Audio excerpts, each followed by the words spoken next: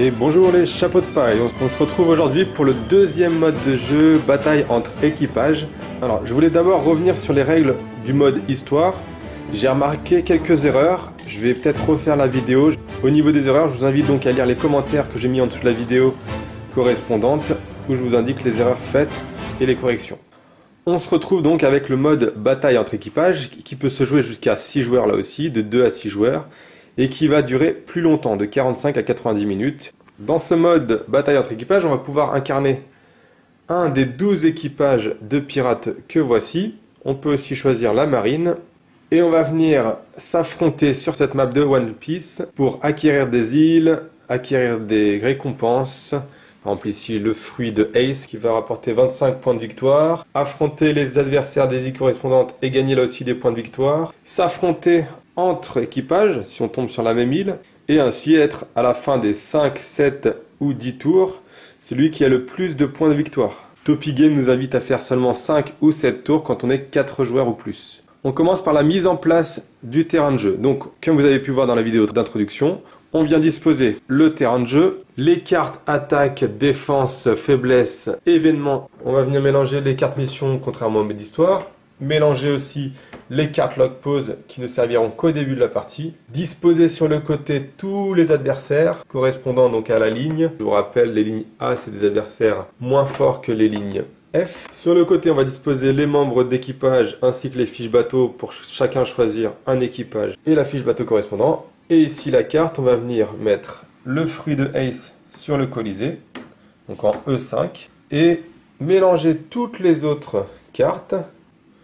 Ici, ici, on mélange, on les met face cachée sans indiquer où est-ce qu'elles vont. Et ainsi, quand on tombera sur les îles, on devra affronter les ennemis, retourner la carte aussi correspondante, si on arrive à battre l'ennemi correspondant. Parfois, on aura des malus, comme ici, des boulets de canon, et parfois, on aura des bonus, comme ici, avec des trésors. Donc des trésors qui vont nous donner des points de victoire, ici 15 points de victoire. Chaque joueur va venir choisir un équipage, donc on va en avoir 12. On peut aussi choisir la marine, donc on a la marine, l'équipage de Kaido, de Barbe Noire, les Germa, le Baroquework, l'armée révolutionnaire, Barbe Blanche, le Sony pour l'équipage de Chapeau de Paille, l'équipage de Flamingo, Barbe Noire et enfin l'équipage de Big Mom.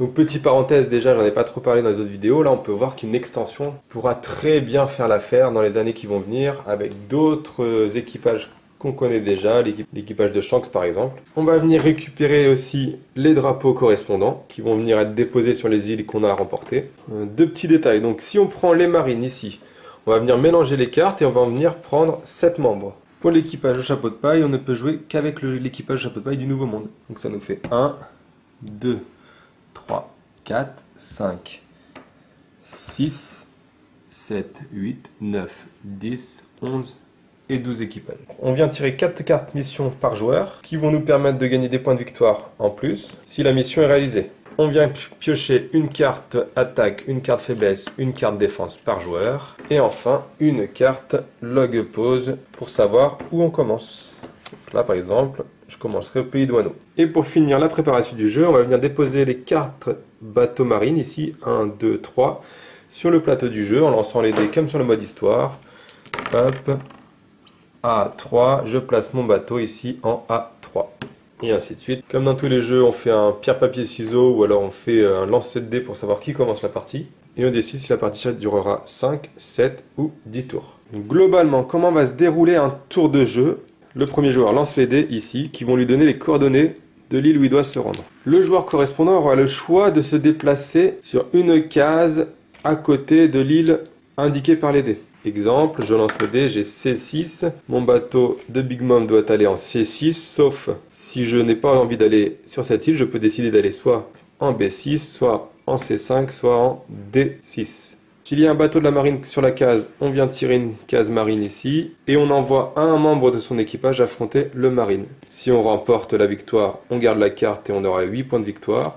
Si par contre on perd, on va impel down. Ensuite, le membre à droite du joueur qui vient de lancer les dés va venir tirer une carte de l'île correspondante. Ce sera l'adversaire à affronter. Là aussi, le joueur va choisir un membre de son équipage pour l'affronter. S'il gagne, il garde la carte pour lui avec les points de victoire. S'il perd, il met son membre d'équipage retourné avec une pièce tour 2 des 4 pour le mode histoire.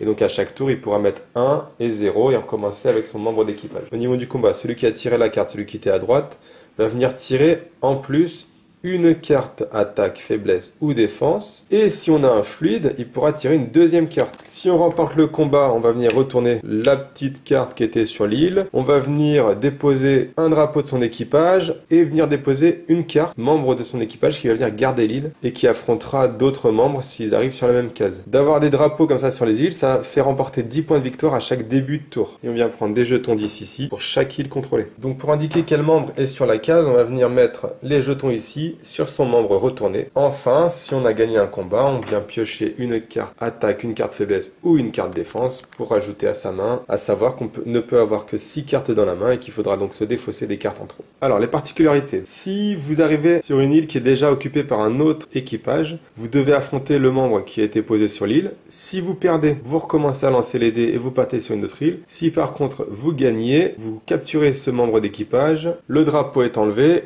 et on doit affronter un membre de l'île. Dans la même lignée, s'il y a la marine qui arrive sur l'île correspondante, là aussi il y a un duel qui se met en place. Si la marine elle gagne, votre personnage qui était sur l'île est capturé et envoyé à Impel Down. Si par contre c'est la marine qui perd, la marine est envoyée sur une des bases de la marine.